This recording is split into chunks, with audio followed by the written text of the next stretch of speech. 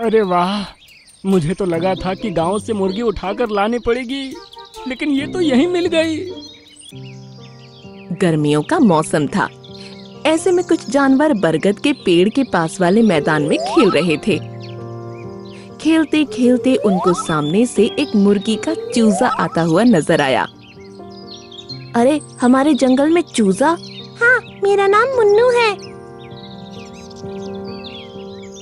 तुम बहुत प्यारे हो मुन्नू, लेकिन यहाँ तुमको खतरा है। तुम यहाँ जंगल में आए किस लिए हो?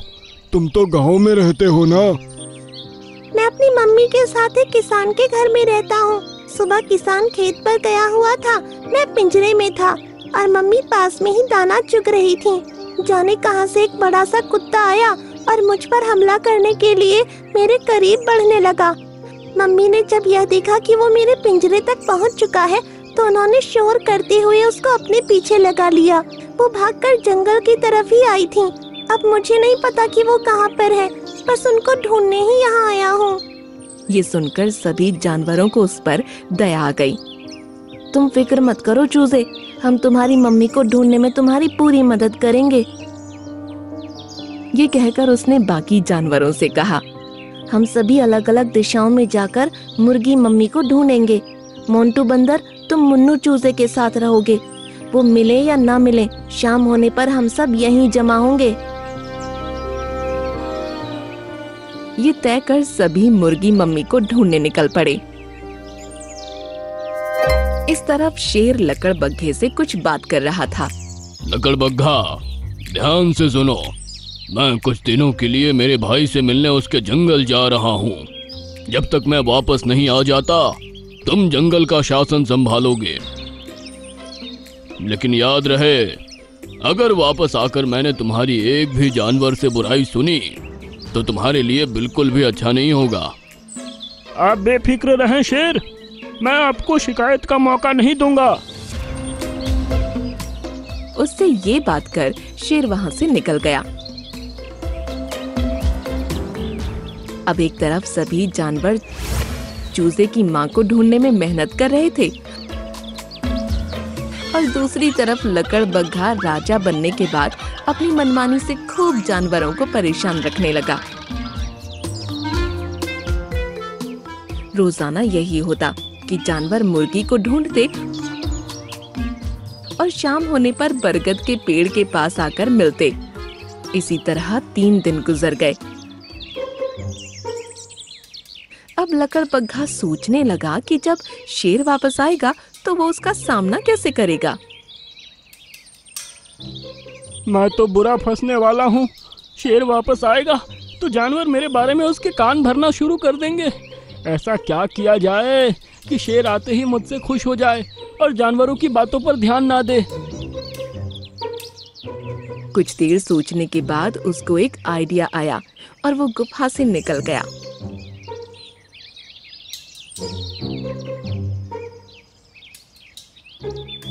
कुछ ही दूरी पर उसको मुर्गी मम्मी नजर आई। उसी टाइम मोंटू बंदर भी वहां मुर्गी मम्मी को ढूंढता हुआ गुजर रहा था। अरे मुर्गी मम्मी, तुम यहाँ हो? अरे वाह, मुझे तो लगा था कि गांव से मुर्गी उठाकर लानी पड़ेगी, लेकिन ये तो यहीं मिल गई। ऐसा कहकर वो मुर्गी की तरफ तेजी से झपटा, लेकिन मुर्गी उससे अपनी जान बचाकर भागने लगी। मेरा पीछा मत करो, छोड़ दो मुझे। तुझे छोड़ दिया तो शेर क्या खाएगा? अब आगे मुर्गी थी और उसके पीछे लकड़बग्घा और उसके पीछे मोंटू बंदर। मुर्गी भागते भागते शेर की गुफा के अंदर ही घुस गई।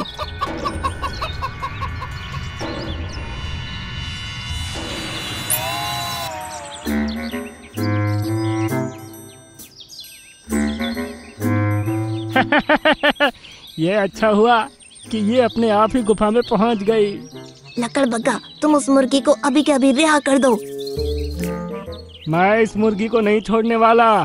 शेर वापस आने वाला है। जब मैं उसको उसकी पसंदीदा मुर्गी भेंट करूंगा तो वो मुझसे खुश हो जाएगा। ऐसा कहकर उसने अपने 2 और साथियों को बुलवा लिया। वो दोनों गुफा के बाहर रुककर पहरा देने लगे और लकड़बग्घा खुद अंदर चला गया।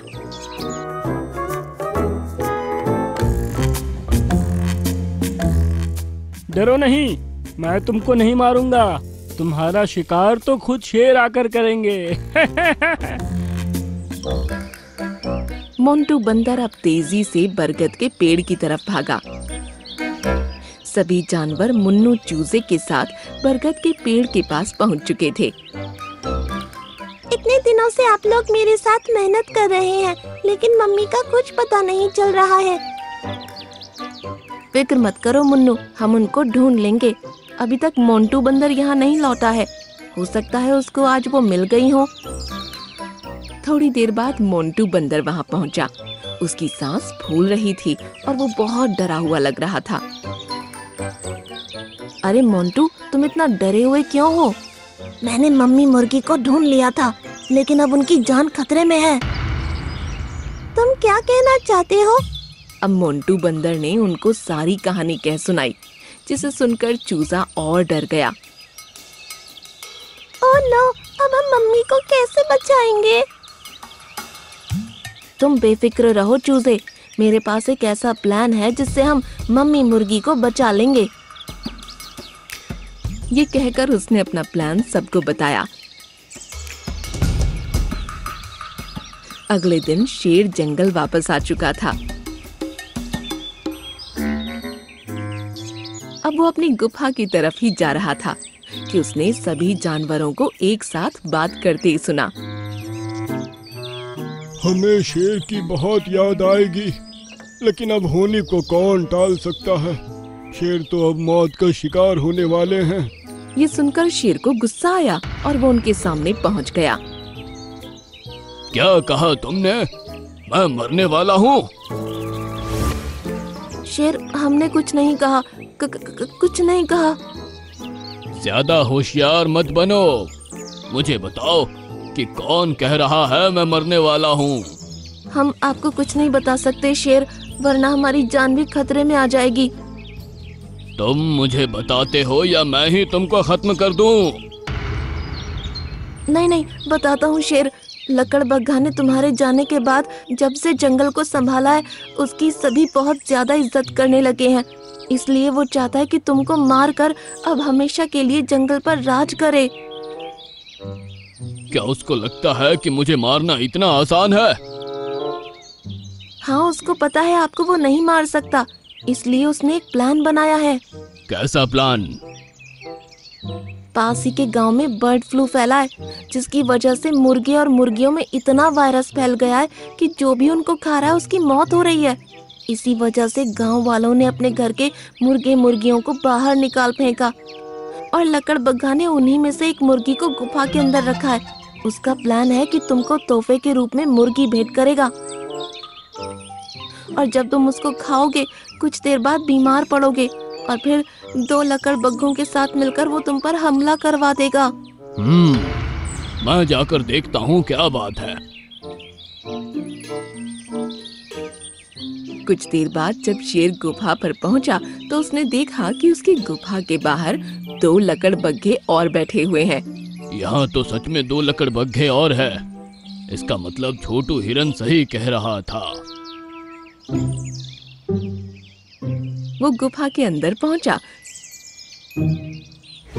तो लकड़बग्घा उसको देखकर खुश हो गया। शेर, आप आ गए। ये देखिए, मैंने आपके लिए आपकी पसंदीदा मुर्गी तैयार कर रखी है। तुम यही चाहते हो ना कि मैं ये मुर्गी खाऊं और बीमार पड़ जाऊं? ये आप कैसी बातें कर रहे हैं? मुझे बीमार करके अपने 2 लकड़बग्घे दोस्तों के साथ मिलकर मुझे खत्म कर दोगे, यही चाहते हो ना?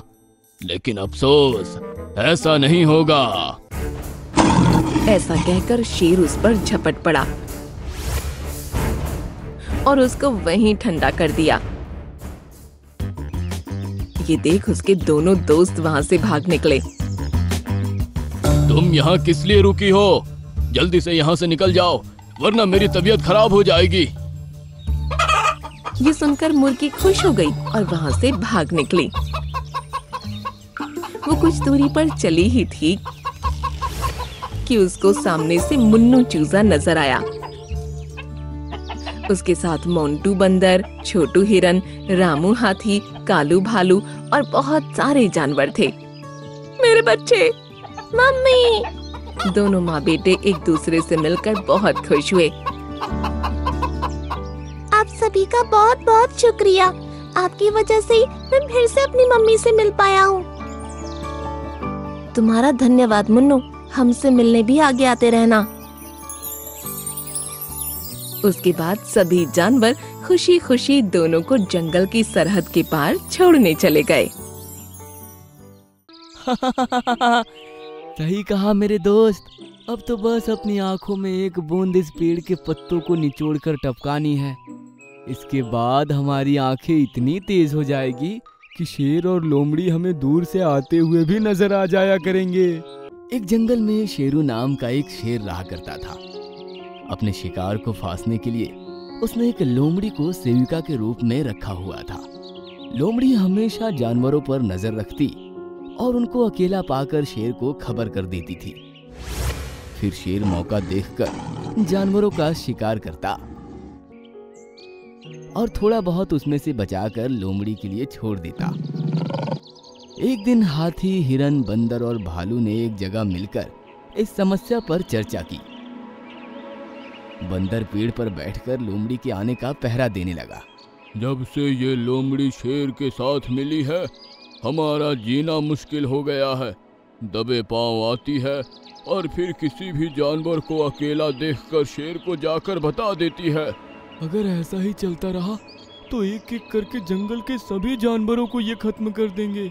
हमें कुछ ऐसा करना चाहिए जिससे कि इन दोनों के चंगुल से निकल सकें। मुझे तो कुछ भी नहीं सूझ रहा। अगर मोटू हिरन यहाँ मौजूद होता तो वो कोई अच्छा आइडिया दे देता। तुमने सही कहा। अगर आज जंगल में ये पेड़ नहीं होता तो मोटू हमारे बीच मौजूद होता। भालू ने सामने खड़े एक पेड़ की तरफ इशारा करके कहा, ये पेड़ नहीं होता तो मोटू हमारे बीच मौजूद होता। इसका मतलब मोटू हिरन एक दिन यहाँ से गुजर रहा था। उस दिन धूप बहुत ही ज्यादा थी, इसलिए वो इस पेड़ की छांव में बैठकर आराम करने लगा। तभी इस पेड़ की पत्तियों से दूध टपकने लगा और वो उसकी आंखों में चला गया। सुनकर सभी ने पेड़ की पत्तियों को देखा और हाथी बोला, अरे हाँ, इसमें से तो दूध टपक रहा है। ये सिर्फ दिखने में ही दूध है, लेकिन है बहुत खतरनाक। मोटू की आंखों में इस दूध के टपकने के थोड़ी देर बाद ही वो अंधा हो गया। बस उसके बाद से ही वो उसको हमेशा के लिए दिखना बंद हो गया। अंधा होने के बाद वो कुछ दिनों तक यहाँ वहाँ भटकता नजर आया, लेकिन उसके बाद कहाँ गया अभी तक एक राज ही है। सुनकर सभी को उस पर तरस आया और फिर हाथी खुश होकर बोला, दोस्तों समझो कि अब हमें शेर और लोमड़ी से छुटकारा मिल गया। इतना कहकर हाथी ने सबको अपनी तरकीब बताई, जिसको सुनकर सभी खुश हो गए। उनको पता था कि लोमड़ी उनकी मौजूदगी की खबर देने के साथ साथ शेर को यह भी खबर देती है कि कौन सा जानवर क्या क्या बात करता है। शाम के वक्त वो सभी जानवर जानबूझकर उस पेड़ के पास इकट्ठे हो गए। हाथी, भालू और हिरन जोर जोर से बातें करने लगे, जिससे कि लोमड़ी सुनकर वहां आ जाए। बंदर चुपचाप उसी पेड़ पर बैठकर पहरा दे रहा था। थोड़ी देर बाद उसने देखा कि सामने से लोमड़ी आ रही है। दोस्तों, लोमड़ी दबे पांव इसी तरफ आ रही है।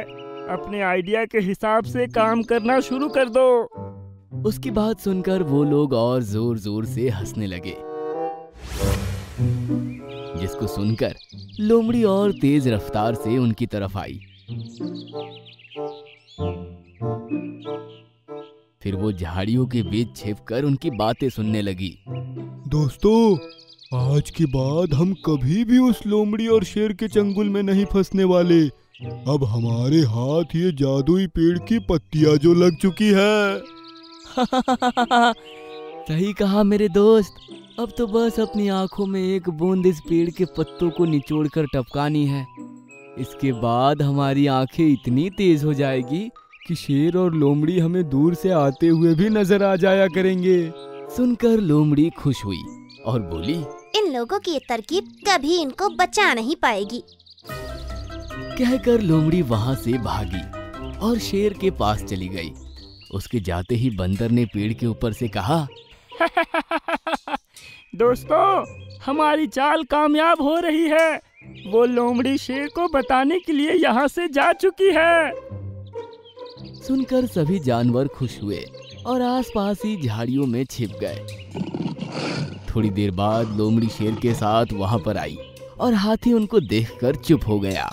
मुझे बताओ कि तुम कौन से पेड़ की पत्तों की बात कर रहे थे जिसके दूध से आंखों की रोशनी तेज हो जाती है? पेड़ के पत्ते, दूध, ये तुम कैसी बातें कर रहे हो? ज्यादा होशियार बनने की जरूरत नहीं है। मैंने अपने कानों से सुना था तुम जो भी इस पेड़ के बारे में बोल रहे थे।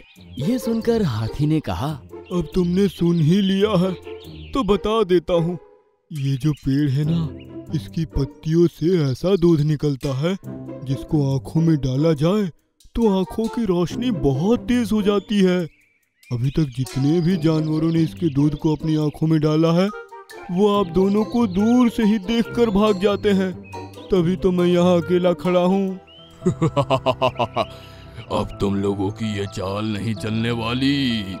मैं भी इसके दूध को अपनी आंखों में डालूंगा। लेकिन शेरू, तुम इसको अपनी आंखों में कैसे डालोगे? इसकी डाल कितनी ऊंची है और तुम उस तक कैसे पहुंचोगे? मैं जंगल का राजा हूँ, समझे? कहकर शेर पेड़ पर बैठे हुए बंदर से बोला, बंदर, जिस पेड़ पर तुम बैठे हो इसकी एक टहनी तोड़कर नीचे फेंको। सुनकर बंदर ने सिर हिलाया और एक टहनी तोड़कर नीचे फेंक दिया। हाथी, अब इसको आंखों में कैसे लगाना है ये काम तुम करोगे। तुम बस अपनी दोनों आंखें खोलो, मैं इसके पत्तों को अच्छे से निचोड़कर उसमें से दूध निकालता हूँ। सुनकर शेर ने कहा, जल्दी करो। सुनकर हाथी बंदर की तरफ देखकर मुस्कुराया और फिर उसने जमीन पर पड़ी टहनी अपनी सूंड में उठाई। उसमें काफी सारी पत्तियां लगी थी। हाथी ने शेर की आंखों के ऊपर उसको ले जाकर अपनी सूंड से ऐसे निचोड़ा कि एक मोटी बूंद शेर की आंखों में टपक पड़ी। फिर उसने देर ना करते हुए दूसरी आंखों में भी उसकी एक और बूंद टपका दी। महाराज, कैसा महसूस हो रहा है? बहुत ही अच्छा, ठंडा ठंडा। शेर ने कुछ देर आंखें नहीं खोली और उसकी ठंडक का मजा लेता रहा। फिर अचानक से उसकी आंखों में जलन होने लगी और वो चीख मारकर दहाड़ने लगा। ये क्या है? बहुत तेज जलन हो रही है और मैं कुछ देख भी नहीं पा रहा। अब सारे जानवर जो छिपे हुए थे वे बाहर निकल आए। शेर ने आंखें तो खोल ली थी लेकिन अब वो अंधा हो चुका था। वो इधर उधर टकरे मारता और फिर गिर जाता, फिर खड़ा होकर चिल्लाता। ये सब देखकर जानवरों को बड़ा मजा आ रहा था। ये सब क्या है? इनको कुछ नजर क्यों नहीं आ रहा? ये सब हमारी चाल थी, तुम दोनों से छुटकारा पाने के लिए। अब ये कभी देख नहीं पाएगा और तुम कभी हमारी चुगली भी नहीं कर पाओगी। कहकर हाथी ने लोमड़ी की गर्दन अपनी सूंड में दबा ली और फिर बंदर ने लोमड़ी की आंखों में भी वही दूध टपका दिया।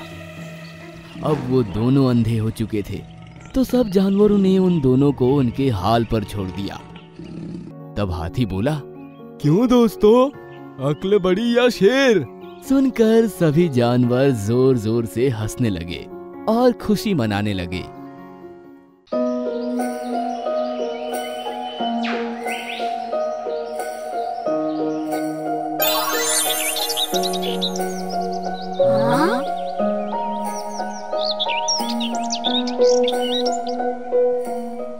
अरे वाह, कितने प्यारे फ्रूट्स हैं। इनको मैंने पहले क्यों नहीं देखा?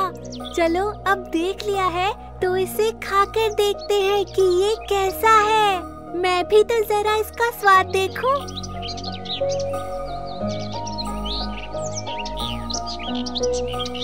हाँ?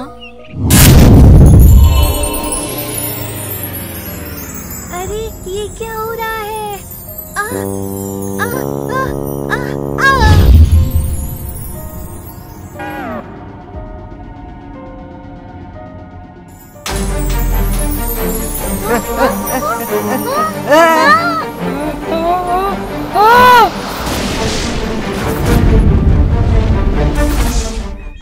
जंगल में चारों तरफ कोहराम मचा हुआ था। हर जानवर परेशान नजर आ रहा था।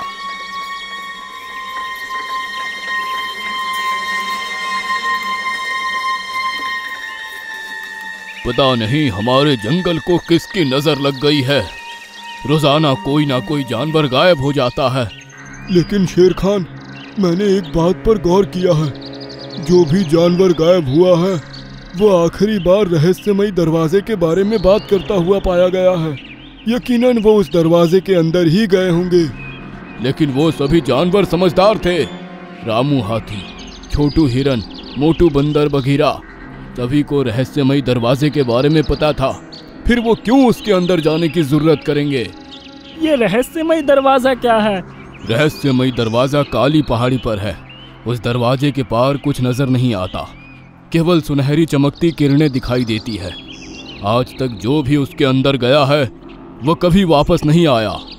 हमारे बड़े जानवर गायब होने की खबर गोल्डी को लग चुकी है। वह कभी भी अपने भाई शेरू के साथ मिलकर हम पर हमला कर सकता है। आप दो शेरों का मुकाबला कैसे करेंगे? एक राजा होने के नाते हार मानना मुझे शोभा नहीं देता।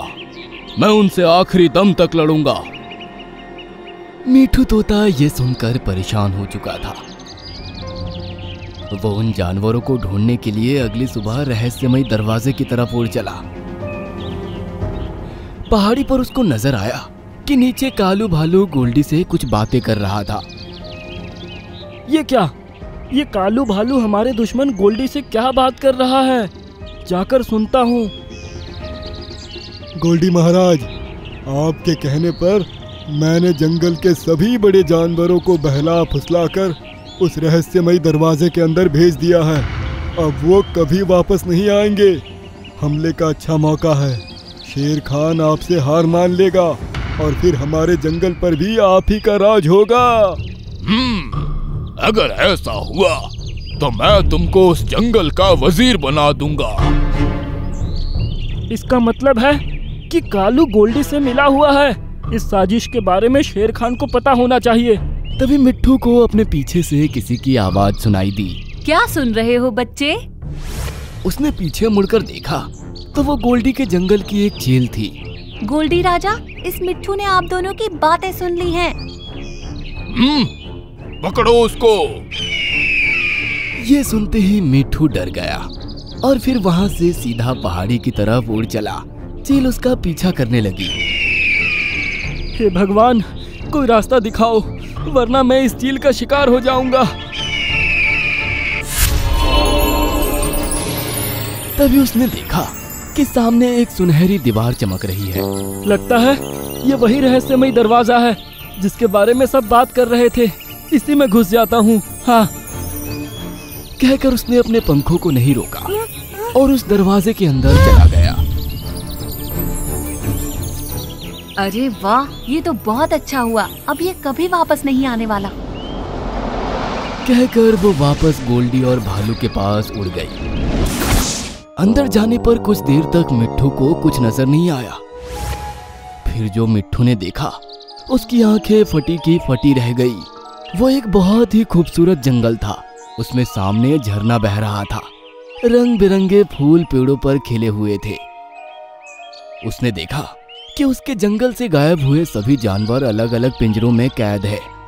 चारों तरफ नीली चिड़िए हैं और एक चिड़िया सिंहासन पर बैठी हुई है। कौन हो तुम? यहाँ आने की वजह? चिड़िया रानी, पहले आप ये बताइए कि आपने मेरे इन दोस्तों को यहाँ क्यों कैद करके रखा है? अब तुम भी इन्हीं की तरह यहाँ कैद होकर रहोगे। कहकर उसने छड़ी से जादू किया, लेकिन उसका मिट्ठू पर कोई असर नहीं हुआ। ये क्या? ऐसा कैसे हो सकता है? तुम पर जादू का असर क्यों नहीं कर रहा? कहकर उसने फिर से जादू किया, लेकिन इस बार भी मिट्ठू पर उसका कोई असर नहीं हुआ। मेरा जादू सिर्फ उन्हीं जानवरों पर नहीं चलता जो यहाँ किसी लालच में नहीं आते। क्या तुम सच में यहाँ किसी लालच में नहीं आए? नहीं रानी चिड़िया, मेरे पीछे एक चिल लगी थी। मैं उससे बचते बचते जल्दबाजी में इस दरवाजे के अंदर घुस आया। इसका मतलब तुम नेक दिल हो। तुम जैसा पक्षी ही मेरी तरफ से दिए गए इनाम का हकदार है। कहकर चिड़िया रानी ने जादू किया और तोते के हाथ में भी एक वैसे ही छड़ी आ गई जैसी चिड़िया रानी के पास थी। शुक्रिया चिड़िया रानी, लेकिन मुझे इस टाइम इस छड़ी से ज्यादा अपने इन दोस्तों की जरूरत है। हमारे जंगल पर हमला होने वाला है। मुझे मेरे जंगल को तबाह होने से बचाना है। ठीक है मिट्ठू, ये लोग लालच के चक्कर में यहाँ आए थे। मैं इनको कभी नहीं छोड़ती, लेकिन तुम्हारे कहने पर इनको रिहा कर रही हूँ। कहकर चिड़िया रानी ने उन सभी जानवरों को भी पिंजरे से आजाद कर दिया।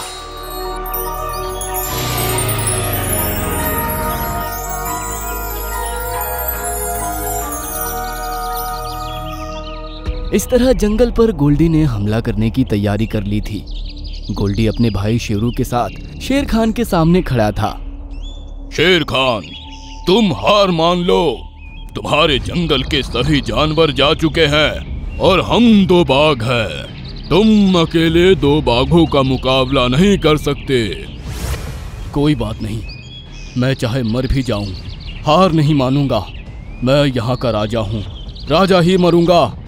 कहकर शेर खान उन पर झपट पड़ा। तभी वहां मिट्ठू बाकी जानवरों को लेकर पहुंच गया। रुक जाइए शेर खान, अब आप खुद को अकेला मत समझिए। सभी जानवरों ने देखा कि मिट्ठू अपने साथ सभी खोए हुए जानवरों को लेकर आ चुका है। गोल्डी और भालू भी ये देखकर हैरान हो गए। शेर खान, सारे जानवरों को बहलाकर रहस्यमय दरवाजे के अंदर कालू भालू ने भेजा था। ये गोल्डी से मिला हुआ है। अगर ऐसा है तो इसको इसकी सजा जरूर मिलेगी। तुम एक शेर होकर हम 2 का मुकाबला नहीं कर पाओगे। हार मान लो, इसी में तुम सबकी भलाई है। शेर खान अकेले नहीं है। कहकर मिट्ठू ने शेर खान के ऊपर अपनी छड़ी से जादू किया और शेर खान के जैसा एक और शेर उसकी बराबर में आ गया। ये कैसे हो सकता है? अब दोनों शेर खान ने उन दोनों पर हमला बोल दिया। काफी देर लड़ने के बाद गोल्डी और उसका भाई थक कर चूर हो गए और उन्होंने हार मान ली। हम हार मानते हैं, हार मानते हैं। अब तुम चुपचाप यहाँ से निकल जाओ और अपने साथ इस गद्दार भालू को भी ले जाओ। ऐसा सुनकर उन्होंने अपने साथ कालू भालू को लिया और फिर वहां से भाग गए। शेर खान और बाकी के सभी जानवरों ने मिट्ठू को बहुत बहुत धन्यवाद दिया। उसके बाद सभी जानवर फिर से एक साथ खुशी खुशी रहने लगे और मिट्ठू तोता हमेशा अपनी जादुई छड़ी से जानवरों की मदद करने लगा। वो रहस्यमय दरवाजा आज भी खुला हुआ है।